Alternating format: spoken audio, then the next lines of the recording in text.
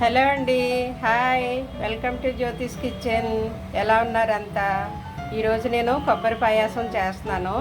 ఇది ఎంతో healthy and tasty, పిల్లలకు కూడా చాలా మంచిదండి. కొబ్బరి జ్ఞాపక శక్తిని, మేధాశక్తిని పెంచుతుంది. అందువల్ల పచ్చి కొబ్బరితో మనం పాయాసం ఎలా చేసుకోవాలో చూద్దామా? ప్రాసెస్లోకి వెళ్దాం. ఇదిగోండి, కొబ్బరి పాయాసం కోసం నేను కొద్దిగా బియ్యం కడిగి ఉడకబెట్టుకుంటున్నానండి. రైసు పాలు వేసి ఉడకబెడుతున్నాను. ఉడికింది, రైస్ ఉడికింది. ముందు నీళ్ళతో ఉడికాక పాలు వేసాను. ఓకేనా? సగ్గుబియ్యం నానబెట్టి ఉంచాను. ఒక 3 స్పూన్లు సగ్గుబియ్యం నానబెట్టి ఉంచాను. అవి కూడా వేసాను. ఇంకొంచెం పాలు యాడ్ చేస్తాను నేను. సగ్గుబియ్యం నానబెట్టాలండి. సగ్గుబియ్యం నానబెడితే తొందరగా ఉడుకుతాయి మెత్తగాను. సరేనా?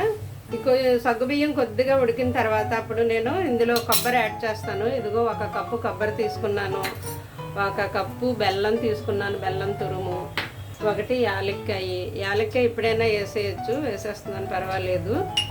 ఇదిగో డ్రై ఫ్రూట్స్ తీసుకున్నాను. డ్రై ఫ్రూట్స్ జీడిపప్పు, తర్వాత బాదము, కిస్మిస్. మీ దగ్గర ఏ జీడిపప్పులు, ఏవి డ్రై ఫ్రూట్స్ ఉంటే అవి వేసుకోవచ్చు. ఇవన్నీ ఏమి ఉండదు, డ్రై ఫ్రూట్స్ ఏవి ఉంటాయి వేసుకోవచ్చు. ఓకే, ఈ పాలు మరిగి లోపల నేను యువతల చిన్నది పెట్టుకొని డ్రై ఫ్రూట్స్ వేపుతున్నానండి. ఇప్పుడు డ్రై ఫ్రూట్స్ వేపేద్దాం ఈ లోపలను. కొద్దిగా దానికోసం నేను కొంచెం నెయ్యి వేస్తున్నాను. ఇది మేము ఇంట్లో తయారు చేసుకున్న నెయ్యి, చాలా బాగుంటుంది, మంచి స్మెల్ వస్తుంది, గుమగుమలాడిపోతుంది.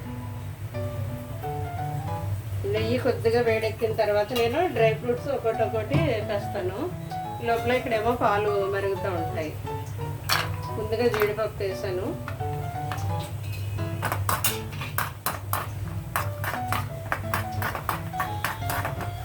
జీడిపప్పు వేగిన తర్వాత బాదము, కిస్మిస్ ఒకసారి వేసేస్తాను.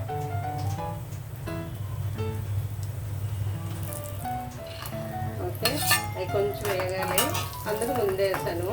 ఇవి మాడిపోతాయి కిస్మిస్, అందుకు తర్వాత వేస్తున్నాను. ఇవి కొంచెం వేగితే చాలు, మాడిపోకుండా చూసుకోవాలి.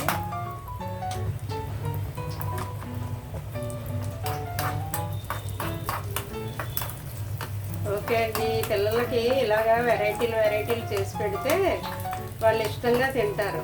కొబ్బరి చాలా మంచిదండి. పచ్చి కొబ్బరిలో గుడ్ ఫ్యాట్ ఉంటుంది అనమాట.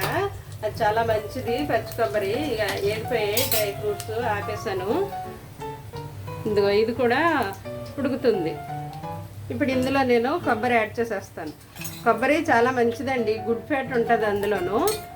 అంటే బాగా ఎండు కొబ్బరి తినకూడదు, ముదిరిపోయింది. లేత కొబ్బరి మంచిది, పచ్చి కొబ్బరి. ఎవరికైనా, పిల్లలకైనా పెద్దలకైనా పచ్చి కొబ్బరి మంచిదే. ముదిరిపోయింది మాత్రం కొంచెం కొలెస్ట్రాల్, షుగర్ ఉన్నవాళ్ళు తినకూడదు. లేత కొబ్బరి తినవచ్చు, పచ్చి కొబ్బరి. ఇందులో మంచి ఫ్యాట్ ఉంటుందండి, గుడ్ ఫ్యాట్ ఉంటుంది, కొందరికి ఉపయోగపడుతుంది.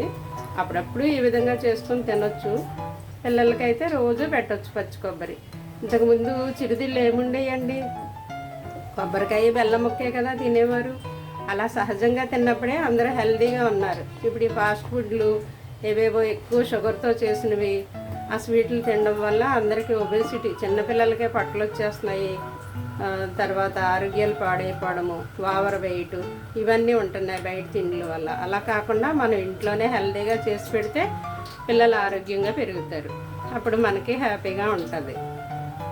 సరేనా? ఇది 2 నిమిషాలు ఉడికిన తర్వాత ఆఫ్ చేద్దాం. ఇదిగోండి, చూద్దాం. అయిపోయింది. ఎంతో హెల్దీ అండ్ టేస్టీ కొబ్బరి పాయాసం రెడీ అయిపోయింది. మనం డిష్ అవుట్ చేద్దాం దీన్ని. ఇప్పుడు స్టవ్ కట్టేస్తున్నాను. ఓకేనా? డిష్ అవుట్ చేద్దాం దీన్ని.